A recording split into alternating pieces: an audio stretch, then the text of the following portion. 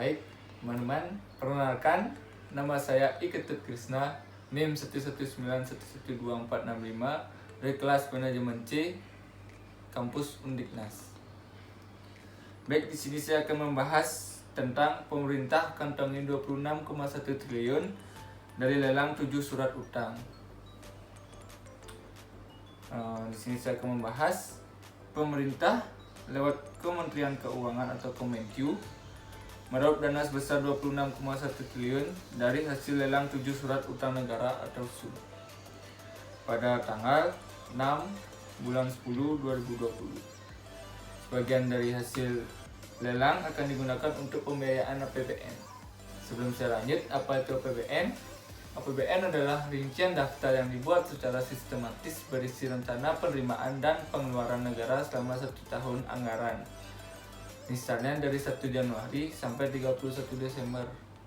APBN terdiri dari 3 komponen utama, yaitu pendapatan negara, belanja negara, dan pembiayaan negara.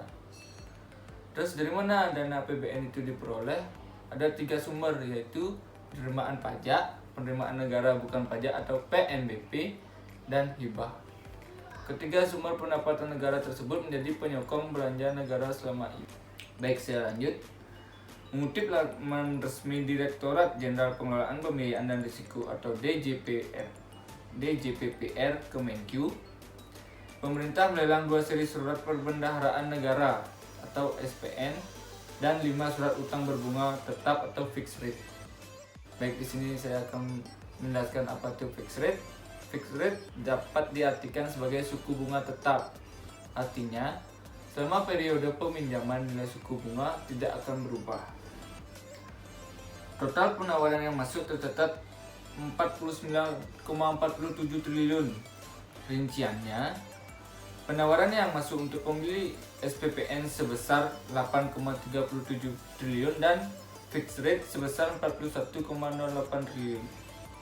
Sementara, imbal hasil tertinggi yang masuk dalam penawaran SPN adalah 3,15% untuk seri SPN 12210108 dan 3,45% untuk seri SPN 12211007.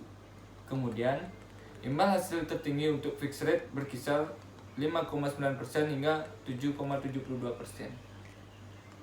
Sebelumnya, pemerintah baru saja menerbitkan surat utang berseri obligasi negara retail atau ORI 018. Adalah surat berharga SBN retail bersifat tradable yang akan diterbitkan pemerintah tahun ini.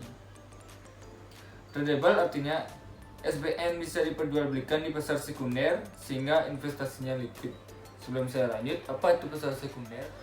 Pasar sekunder adalah pasar di mana efek yang sebelumnya diterbitkan di pasar primer masih beredar dan diperjualbelikan.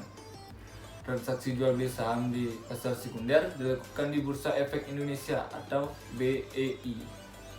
Jika sudah tercatat di bursa saham, artinya saham bisa bebas diperjualbelikan oleh publik sesuai banyaknya permintaan dan penawaran.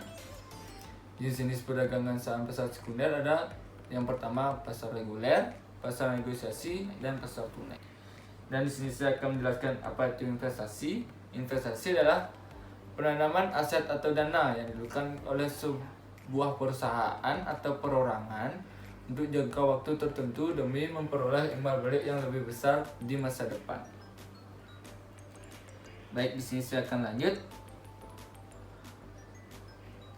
Direktur Jenderal Pengelolaan Pembiayaan dan Risiko Kementerian Keuangan Luki Alfirman menyatakan masyarakat bisa mulai berinvestasi dengan nominal 1 juta rupiah hingga 3 miliar.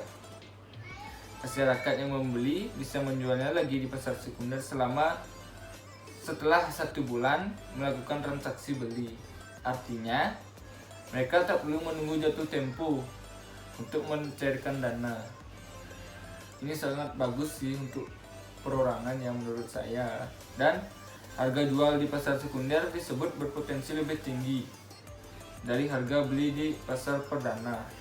Dengan demikian, ada potensi keuntungan dari kenaikan harga saat menjualnya di pasar sekunder. Informasi yang saya bahas tadi saya kutip dari CNN Indonesia. Baik, sekian pembahasan yang saya bahas tadi. Semoga bermanfaat. Mohon maaf jika ada salah kata. Terima kasih.